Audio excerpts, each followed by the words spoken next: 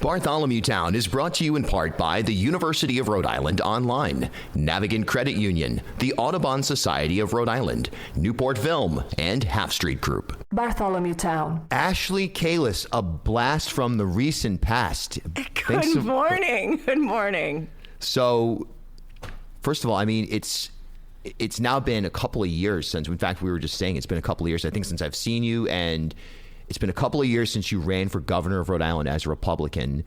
What's been sort of your life in the wake of running for governor? Yeah, I returned back to my normal life, which meant returning back to my kids, my family, building businesses, and sort of having a very quiet, normal life. The sort of public version of myself, or just like doing all the events, is not a very natural thing for me. So it was kind of nice to sort of retreat to doing work. Mm-hmm. And you're still doing work now, and does that mean that you want to stay in that mode, or you think you're going to run for something else coming up? You know, I like what I'm doing, but it still bothers me that Rhode Island isn't where it needs to be. I don't know how it gets there, so I always say, like, never again. I'm done, and I want to just go build businesses and have a nice life with my family. I've worked very hard to create the life that I have, and so I feel like I should enjoy it. But at the same time, I do feel this obligation to try to fix Rhode Island for the future of my children. So I'm sort of torn. I really would, the best scenario is we would find somebody else to be able to do that. Then I don't have to do it, but I can support that person. But that's just not what's been happening, which is sort of why I'm coming back and saying, like, hey, we need somebody else. Doesn't need to be me. What's the biggest gap you see right now? In terms of who's running? In terms of who's leading, and in terms of anybody who's running. I mean, the only person that we know is running officially is Dan McKee. We certainly know Helena Foulkes is going to get into the mix based on her campaign sub rosa operations. But, you know, you kind of get the sense that it's going to be at least McKee, Foulkes in the Democratic side, maybe Speaker of the House Joe Shekarchi, maybe Secretary of State Amori, maybe Attorney General Peter Nerona. So if you look at all those people in the mix on the Democrat side, certainly there's nobody. I mean, I heard Aaron Guckian may run as a Republican, former lieutenant governor candidate, and kind of a political human, if so to speak, but nobody with household name recognition on the Republican side. So when you look at that picture in tandem with what's happening in real time from a leadership standpoint with the McKee administration, what do you see that's missing that you're looking at? I see a lack of leadership right now, and we are sort of fumbling into disaster in the state. You know, I don't want to go too much back into I warned you, I told you so mode in the campaign, because it doesn't matter, I lost. But he is exactly the sort of governor that I thought he would be. McKee. Yeah. He is unable to make difficult decisions, and he's unable to lead, and he's unable to innovate. And so what you have is you have him stumbling into disasters. The bridge, the data breach, those are things that just he fell into and is unable to get himself out of. Well, I'm so sorry. Please continue. No. So you have this lack of leadership, lack of innovation, and we have problems that can pretty easily be solved. I mean, this is a great state. I feel like sometimes I'm too negative about it, but the reason that I'm so passionate is because it's really not that hard to fix our issues with the economy and education and even housing. Like, we can do some immediate things now without money. I've been thinking a lot about it, because before we had money, right, from the federal government, and now it's much harder. Like, how can you have a policy solution without money? You're not going to get that from McKee. So you have some really bad options. You have McKee, you do have Helena on the other side. And Helena is an embarrassing option for the Democrats. I can't even believe that the party that way back I used to be part of would take somebody from corporate America that has caused, you know, her innovations are basically disasters, like public health disasters, from the opioid crisis to pharmacy benefit managers. Like, that is straight on Helena. The fact that that is even a name in the Democrat Party, it's not my party anymore, but there should be a sense of shame about that, and a little bit more self-respect in terms of who you can't control who runs, but my goodness. Let's get to folks in a minute, because I think there's a lot there to discuss, because it does seem like there's no question about it. There's a potential for a McKee-Folks rematch, and with everything that McKee's up against, no matter what polling shows, given how close Folks came in 2022, it's a reasonable assumption to think that the possibility exists that it could be Helena Folks, former CVS executive, is now... Yeah, your Democratic choice. Yeah, your Democrat choices have both been investigated by the Department of Justice.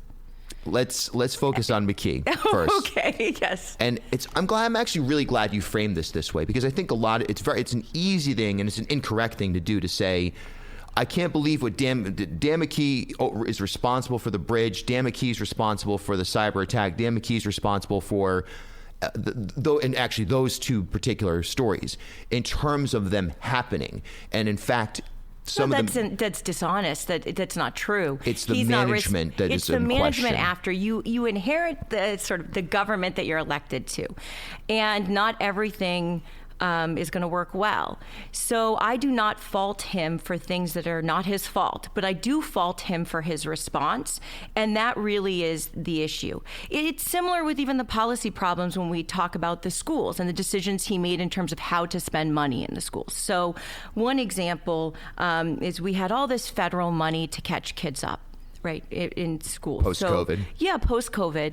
And instead of directing money towards student learning directly, we allowed that money to be spent on construction projects. And that really, in my mind, is not the intended goal. And also, we know that high-intensity tutoring is how we catch kids up. But I also don't want to reflect too much on sort of what he's done wrong, because there is a future. We can fix these things. Like, we know that tutoring works. We know we're broke. We still need to do it now going forward. So, let's look at different solutions that don't cost much. So you're seeing at Harvard, they are starting to use AI to do individualized tutoring and to catch kids up. We can start doing that. We need leadership to go and create those relationships and say, we don't have a lot of money, but this is a great way that we can use technology to actually close those gaps. Right. We don't have the money anymore for a huge army of teachers. I do think it's interesting, because McKee has done a lot on education from the standpoint of trying to improve absentee rates and municipal academies around the state, and we've certainly seen examples of individuals or classrooms or in some cases schools that have seen improvement in terms of outcomes. Even if you weigh them against pre-COVID, post-COVID, there's evidence to an extent that there's some improvement. But what we haven't seen is, like you said, the use of AI and innovative technologies that, by the way, are happening in real. This isn't a futuristic thing. It's happening now. In districts. Yes. On a global basis. It's happening in elite spaces, for lack of a better term, and it's happening in places that are typically viewed as struggling. So I would agree that from a network standpoint, while maybe the education vision has been initiated by McKee, and there has been some good things that have happened, to take it over the finish line, you really have to get outside of the traditional way of thinking in terms of use of new technologies. And you expect that of somebody in their mid-70s? I mean, that's the problem that we have in leadership in the country right now. You have to have younger leadership. And I'm condemning both sides on that. It really, it is our generation. I assume we're close to the same age. We are, right? Yes. It's kind of our time and turn to lead. But we have these individuals that just will not step out of the way. And that really prevents innovation. And you're not going to get the same level of performance and energy that you get from a 40-year-old. It just isn't going to happen. Let's talk about the bridge. I mean, it's so easy. It's here we go. We need a sound effect that happens, it's like birds flying to seed somewhere whenever you mention this thing. But you know what? It's actually, to frame it as you did, look, this bridge problem is, I've made this stupid joke that I've used way too many times. I've retired it for a few months, and I'll say it again, that it goes all the way back to Roger Williams, potentially. Like, it goes way back. It's not like Dan McKee took over and the infrastructure management of bridges suddenly came to a grinding halt, and oh my God, can you believe it? The thing broke because of that. This goes back at minimum to Raimondo, and likely based on documents we've seen, it goes back to even earlier administrations, and it also speaks to legacy cultural issues in Rhode Island about infrastructure management. There's no question about that. But the issue that we've seen play out, and while it may have improved in recent times, is the management of the communication strategy around the bridge. Particularly, I have no idea how Peter Alviti, the director of the Department of Transportation, is allowed anywhere near a microphone at this stage. He goes out there and contradicts things that are stated on a regular basis, gives information, a date certain that come and go, and they just get flushed down the memory hole. I have no idea how this guy is allowed out. If I was governor, I'd say, Director, would you step in? Do me a favor. I want you to go fix the bridge, and I don't want you to get in front of a camera or get on a radio show or anything like this until we instruct you that it's appropriate. Or I'd say, hey, Director, you need to resign because this is an embarrassment. Well, I would have said resign, but you need to spend less time covering your ass and more time getting things done. Yeah. And I think that is the issue here, is that kind of the history doesn't matter as much when people can't get across a bridge. True. So we can reach out to other, there are other governors who have had bridge collapses and have had challenges and can quickly rebuild. I think you can go, I know nobody likes to go to DeSantis, but he actually has some experience in Tampa, here. There's an example. Exactly. Absolutely. Shapiro also had a bridge collapse. That's on the Democrat side. Westmore in Baltimore. But they are apples and oranges to it in terms of a lot of aspects of them, though. But you know what? You can learn from other individuals, and you can get help from people that have helped them. So I do think that there is a network out there, and if the focus is actually just fixing the problem, you'll get there. So I think that the management has been poor. Who cares? I mean, yes, of course there needs to be some accountability, but sometimes you just need to fix the problem first. And the whole bidding process was messed up. The whole thing is just sort of a big mismanagement problem, and that is what I hold Dan McKee accountable for, because he's not leading and saying, like, stop going out and saying weird things on the radio, just get me a plan that gets it fixed and hold the contractors that were hired accountable for fixing it on time and on budget. Let's say you won in 2022. You won you're governor of Rhode Island, and you encounter a scenario where you're told by, whether it's Peter Alviti or whoever made the call to the governor on December 13th, 2023, that we need to close the Washington Bridge, this major artery and vein into and out of Providence. We need to close it right now because there's a catastrophic failure, or the potential for catastrophic failure, and there's a major problem in this bridge. Day one, moment one, Ashley Kalus as governor does... Well, it closes immediately, right? Yeah. And then we need to figure out how to fix it. My expectation of Alviti is he was there through that. And I would expect there would be some shame and accountability because of the almost mass casualty event. So I would expect that he would resign. But there needs to be responsibility in that department. That department oversees making sure the bridges are okay. So when you have a huge failure, leadership gets replaced, and then we start fixing the bridge. And that's the full focus.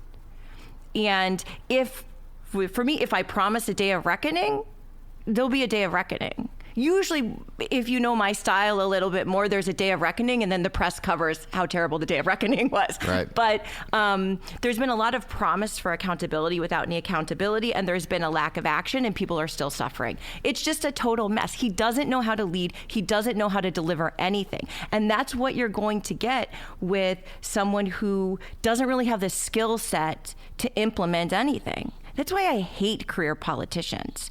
They just sort of like take jobs that they don't really want, and they don't really learn a lot. And so then they just sort of cycle through different positions. Really don't like that. And it also gives you less of a person in that role. They're not suited for the role that they're in. Dan McKee literally fell into the governorship. Like, talk about a lucky guy.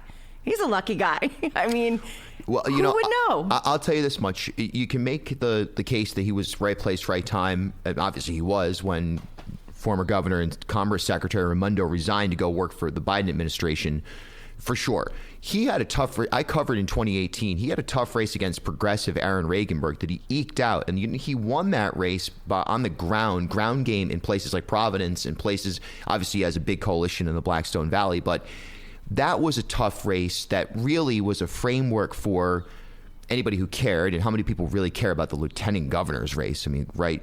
But anyone who did care to say, okay, do we want a 20-something-year-old progressive Brown University grad, somebody who's bringing that type of messaging, or do we want somebody who's positioned more as a small town mayor, current lieutenant governor, small business connected individual, maybe more centrist, maybe more right at times? And the voters narrowly selected McKee. So winning that campaign showed that there was an appetite, at least among the people who voted in 2018, for a more centrist, down home, for lack of a better term, type of individual. And that is what put him in the position to be there. I mean, they voted for somebody to cut ribbons. I mean, the position they elected him into wasn't like they weren't electing a governor. If anything, I still have sort of a thing with Gina, like, how could you leave us behind with somebody like this? You know, I feel like she knew what he was. I would have never been able to do that. I've had some terrible people that work underneath me, and I can't transition because of them. I mean, she knew that. And look at where we are. You know, there is some stability within the departments that help sort of buffer the damage that he does. Also, he doesn't do anything, so it's not like everything's on sort of like autopilot. So that is kind of the good thing about him, is that, you know, the only way he crashes the plane is if it runs out of gas. Like, he's not going to drive it to the wrong place. He's not going to do anything. So we just hope we don't run out of gas. Do you buy his 2030 plan, that if in terms of gas, do we have the momentum that he's laid out this notion that by the end of this decade, particularly in areas like job creation and in income growth, he wants to raise the salary of Rhode Islanders by $20,000 each. I mean, Bartholomew Town. Birds are disappearing from our landscape at a rapid pace. Over 1/3 of those breeding on Audubon Society of Rhode Island's wildlife refuges are in decline. Climate change has taken a toll on their migration, nesting, and food sources. While science is highlighting the problem, Audubon is working on real solutions with a plan to rapidly reduce their carbon emissions. The organization will be free of fossil fuels by 2030, with renewable energy powering Audubon's buildings, equipment, and vehicles. To shape our future, all of us must act.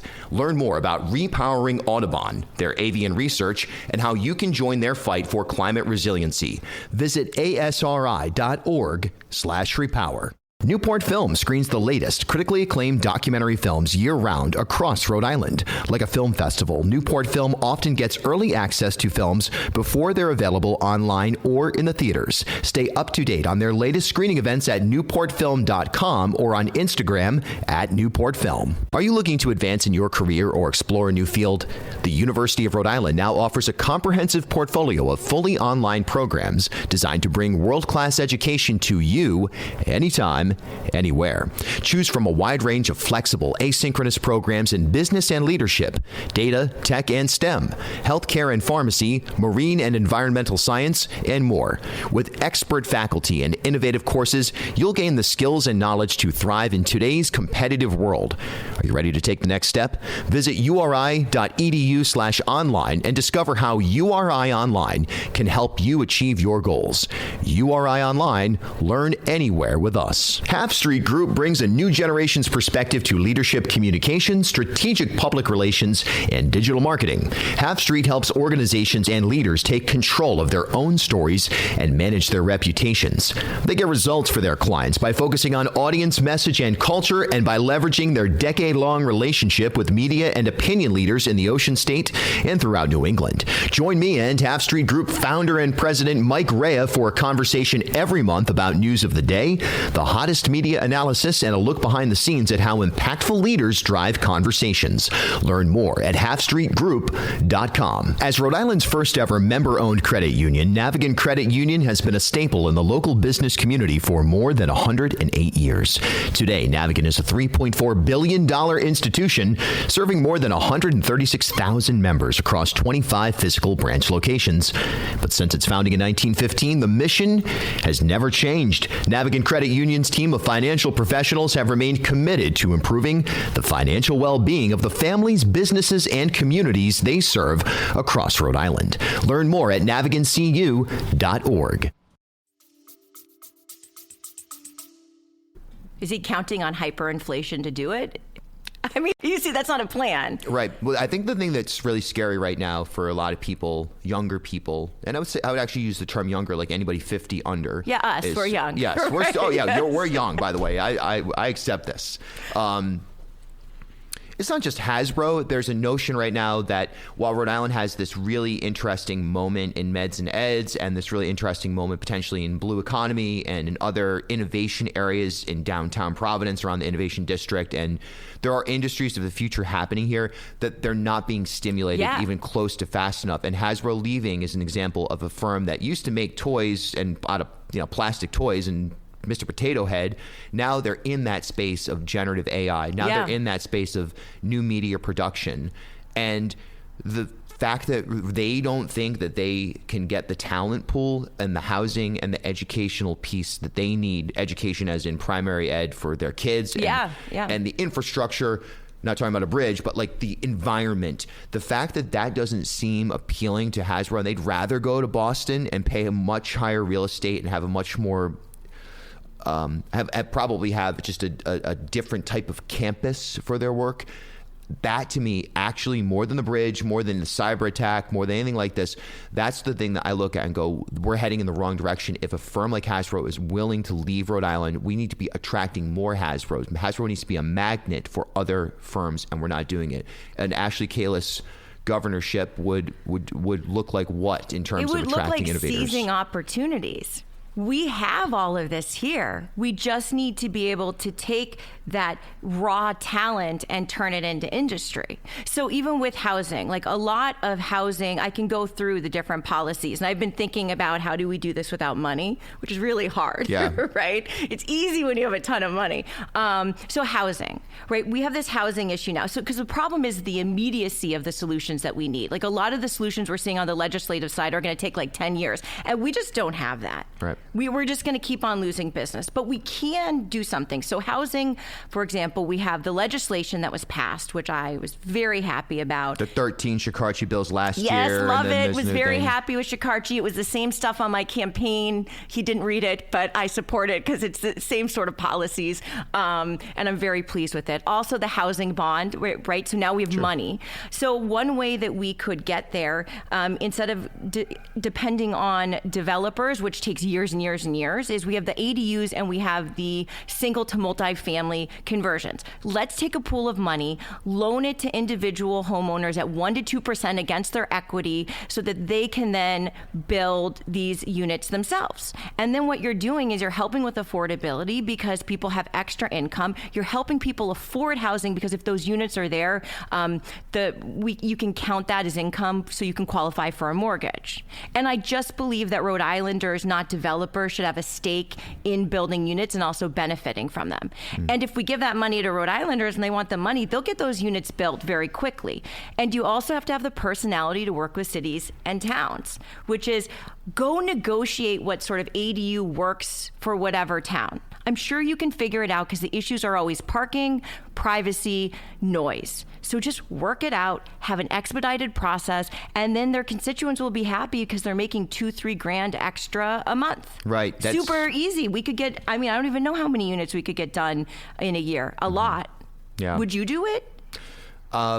If it suited you? Doesn't it sound like of course I would. I'm doing a similar thing now as best as I can in terms of additional rooms that I have in my home. I've converted into live work studios for artists and it's but wouldn't it part be of the. cool? So I'd love Like, to build additional stuff. Right, Sure, and who imagine wouldn't? if the state supported you in that Right. and basically loaned you money for pretty much free, right? And Yep. we have the money to subsidize the interest rates, right? We can do that. So and that sort of program actually gets things done because individual Rhode Islanders will build and do things. Mm-hmm. It's when you put it to a developer and it needs 27 studies and then needs to go through zoning and then everybody's mad about it.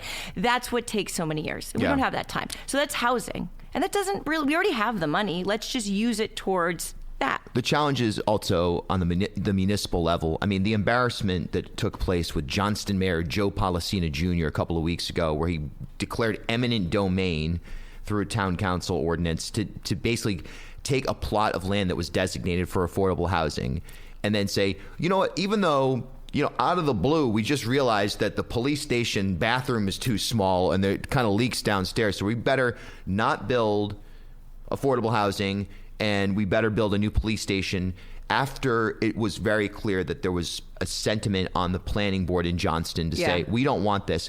And look, the reality is he's made these arguments. Well, we can't have this, new kids in our school. We can't absorb that. What the truth is the municipal officials in Johnston don't want to have more affordable housing in their community. He'll say, well, we have other areas designated that we want to build then here's the thing. I don't view him as anti-development. I kind of like him, to tell you the truth.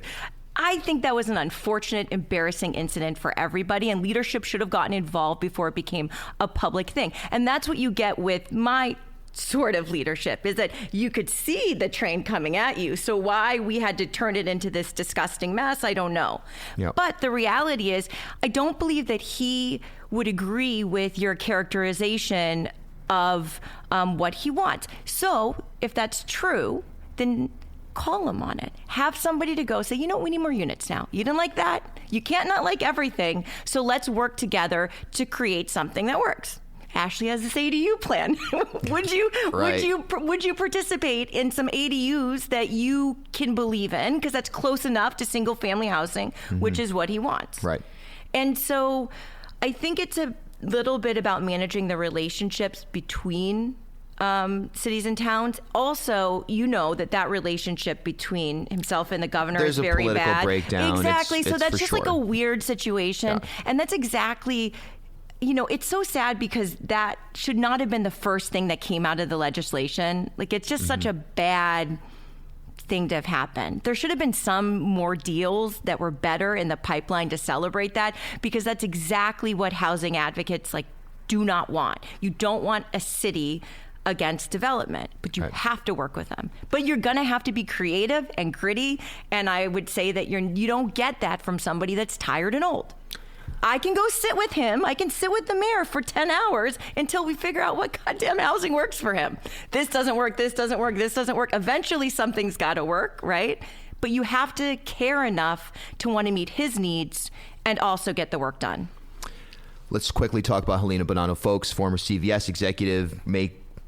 Seems like she's going to run again. You've got a sense that if she wins, and let's say, first of all, are you going to run for governor? Are you going to run as a Republican for governor?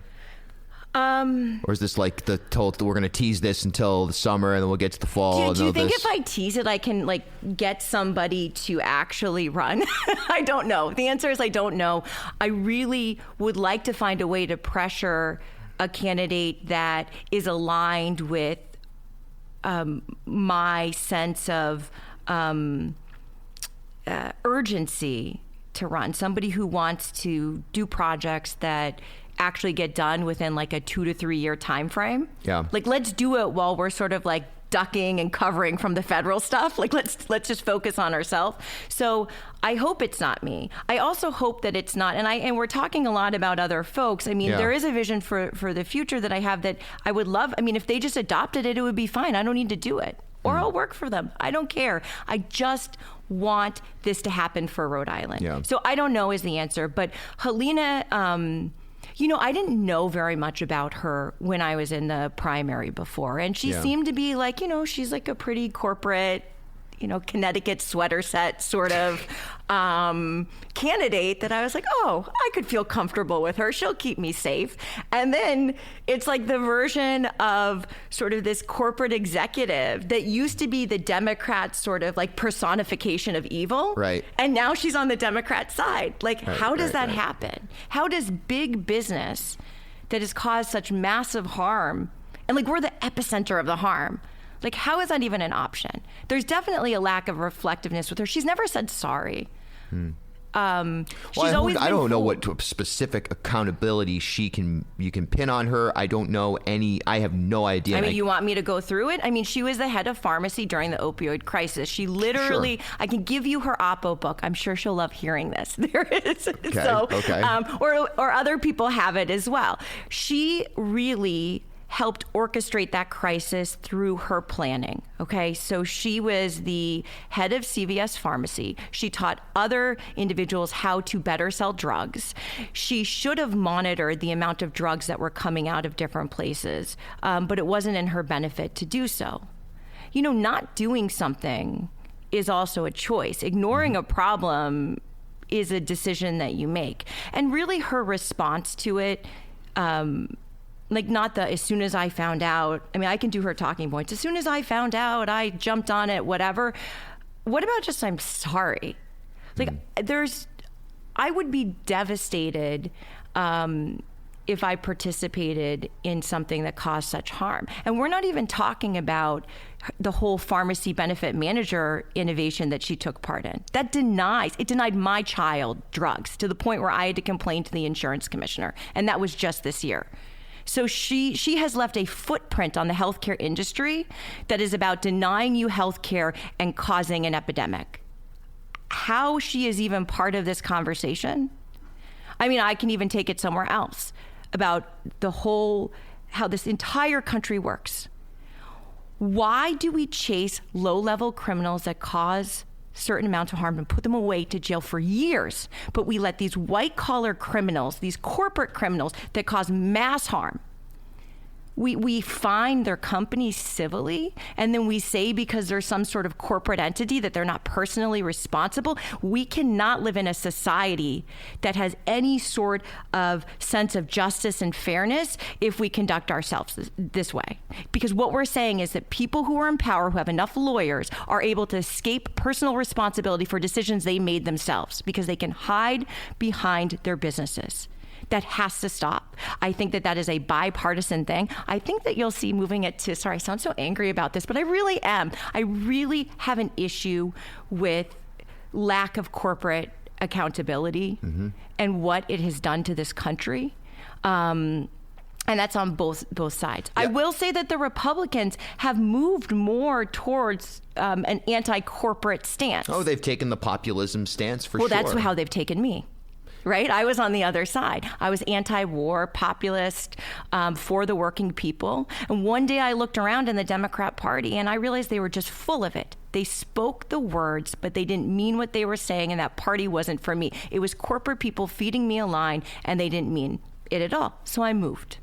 And that's why I encourage other Democrats, especially in Rhode Island. I feel like a lot of the Democrats in Rhode Island are not really thinking about, they're thinking about the party that I was, born into. My grandmother still volunteers for Bernie Sanders. I interned for Senator Kennedy in college. That version of a Democrat doesn't exist. And you can just tell by that leadership. So sorry to go off on a whole thing about corporate accountability, but it needs to change. Or the country will become fascist. Because that's what happens when corporations take over. Well, I think we're on that trend right now in so many different ways. But I want to talk about national Republican politics. Oh, I'm terrible at national, but yeah, but we can keep it just flavor and big picture oriented. But I would totally agree that in terms of your assessment of where the American body politique is at right now, and has been, I mean, certainly make the argument going back to Kennedy, post-Kennedy, definitely post-Reagan, that the parties have been, in one way, shape, or form, in different ways, captured by large corporate interests. Yes. I mean, this is like 101 level. It's not like, oh, geez, really, Bill? That's amazing. It's like, it's very basic stuff, but most people don't think of this because we've been pitted, the culture war stuff and the distraction level of political backs and forths that most people spend their time on have little to do with assessing the fact that, for the most part, industries of a very narrow scope of interest have captured our political system, inclusive of Democrats. And this is why we've seen such interest in both Trump and Sanders over the last decade, is because there is a sensibility of people.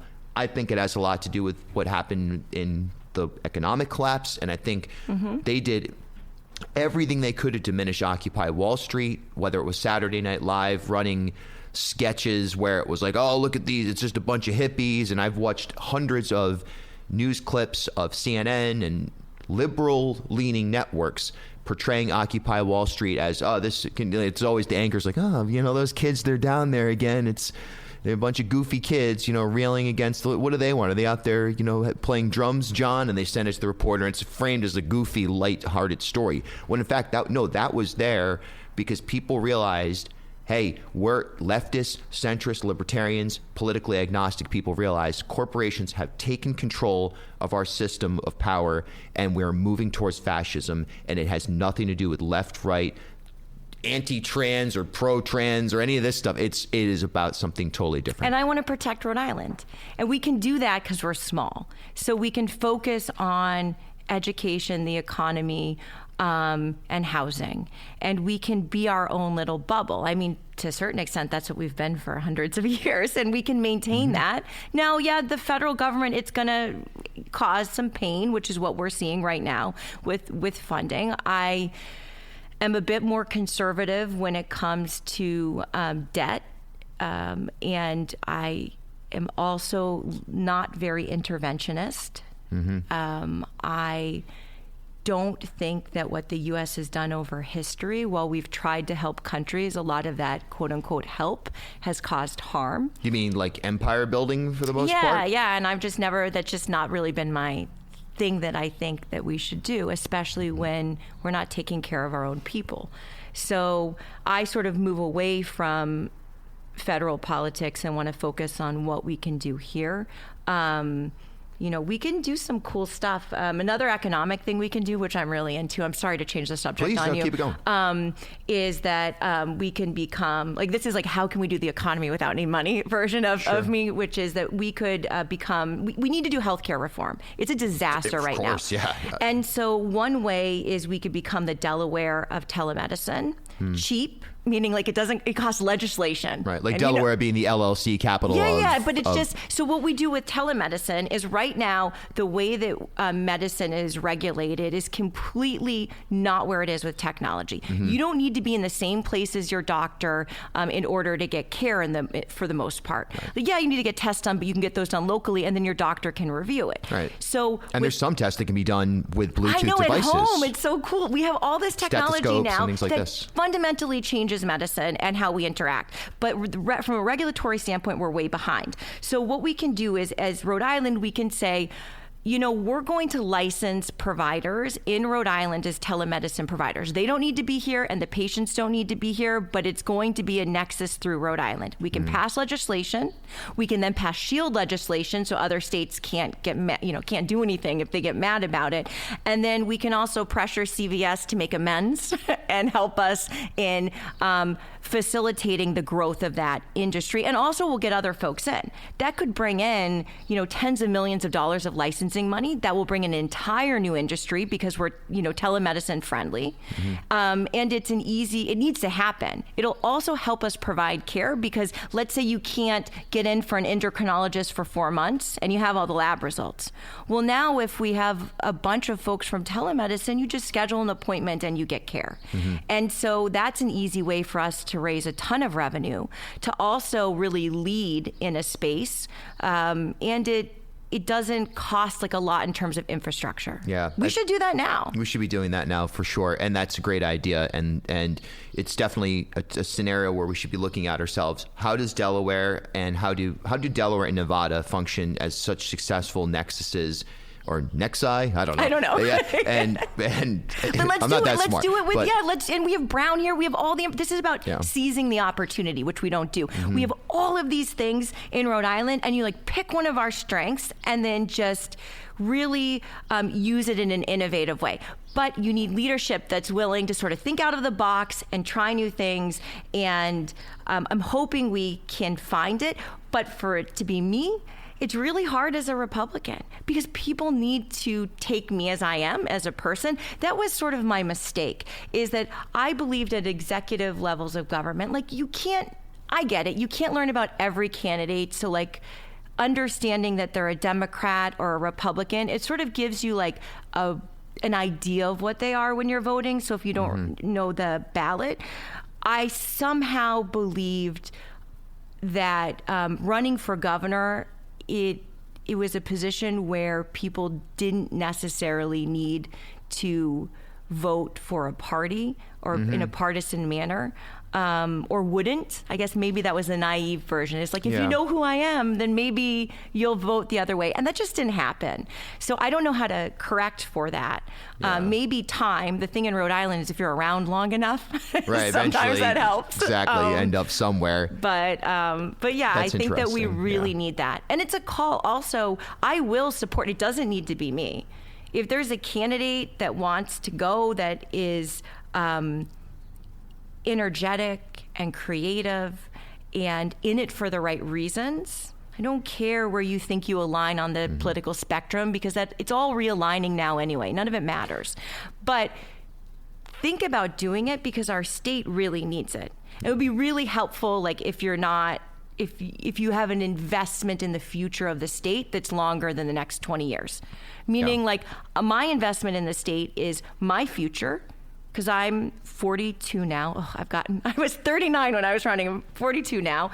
And so I have my future, but then I also have my kids' future. And it's really helpful to have somebody who's deeply, deeply invested rather than able to like piece out to Florida to a condo, right? Yes. I can't do that for a very long time. I completely agree with that notion that we need to be thinking way more long-term, and we need to be thinking in the short term, how do we stabilize and inject innovation and technology? And by technology, I'm not talking about technologies of yesteryear. I'm talking about AI, and I'm talking about intuitive, innovative.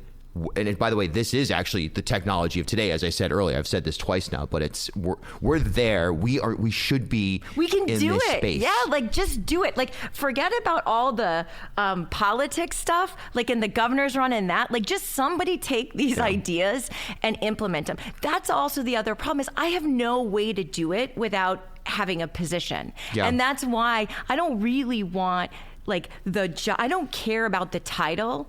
It's just the ability to implement policy that'll change lives. And if I could have a path that did that without the title, because I don't even like ribbon cuttings. I mean, I appreciate that people are there. You could send a lieutenant governor out there to do that, you know? Exactly. And they're limited as governor, too. I mean, the governor is weaker here than in most places. The Speaker of the House and we have an oversized authority from our legislative branch. Certainly the governor sets policy and can get a lot done, and there's executive orders, and there's the build out of bureaucracy that influences decision making on the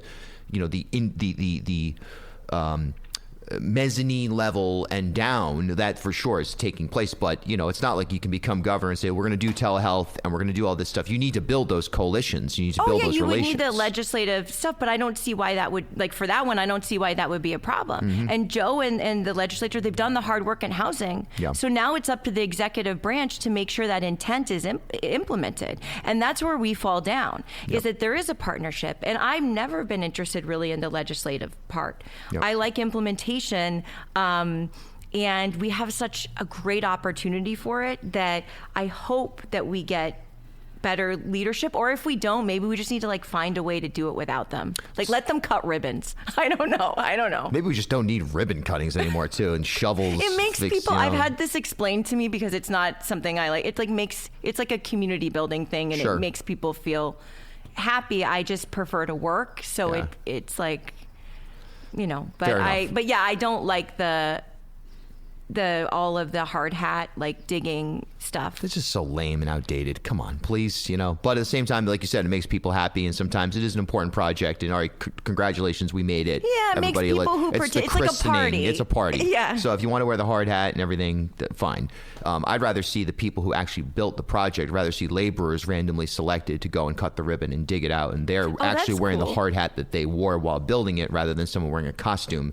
I think it's just so superficial, but it's just one of those things that it's not going to change. It starts bothering you after you see it a million times. When you go to a million of them, you realize it's all the Exactly. same. All right, I know we're up against the clock. Yes. And these are important questions, but 60 seconds each, if I could, on your general sensibility about the state of the Rhode Island Republican Party right now. Kind of a bizarre scene at the election of new leadership a couple of weeks ago. People yelling. It's very divided amongst. And I said it even on Twitter. I was like, you're competing at the way this is going. You're basically debating for like third place. That was so mean. It was a mean tweet. It was a mean tweet. Comment. It was a mean tweet.